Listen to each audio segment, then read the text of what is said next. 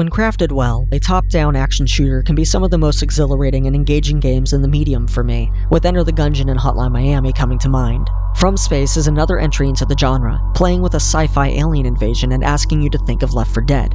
You control one of a handful of Bob the Builder-looking characters with slightly different abilities, and of 3 categories: offensive, defensive, or support. The game is clearly designed around co-op, and my experience was solo, but there were plenty of NPCs you could recruit along the way through areas to help you out. However, in a decision I find entirely baffling, there is no local multiplayer. The world is pretty abundant with guns to choose from and upgrade, and your character also levels up. These boons are significant, and you'll see a difference in how quickly you're taking down enemies. I'm pretty easy to please with wave battles, and I did enjoy most of the hordes that they threw at me. I liked coming across the various cubes, buggies, and bosses that threw at you, but I'm not gonna lie.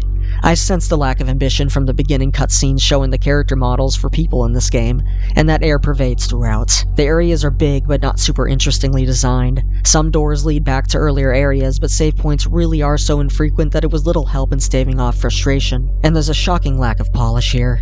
It's not good at telling you what you need to do, and it's easy to mess up little things like not talking to the right person and having to wander around until you figure it out. And the AI for NPCs is terrible. They were almost more trouble than they were worth, constantly walking into hazards, getting stuck behind gates, or piling together and dying at the same time. This is a fine enough way to kill some time, but with a sea of other truly imaginative and unique indies out there, this has a lot of trouble standing out. Also, and I'm sure this won't be an issue again, my entire save got deleted when one of the updates rolled in, so I wasn't able to beat this one, but it seems as if there's enough meat here to dine on for a few hefty sessions. The marketing really makes you want to think of Left 4 Dead, but waves of mutated enemies is not what made that game great. There's none of that clever guidance here or clean balance between you and the hordes you're up against. This isn't a bad game. It's a nice night with a friend and a couple of beers, but if you're looking for any depth or something to fill that Left 4 Dead itch, you're better off looking elsewhere.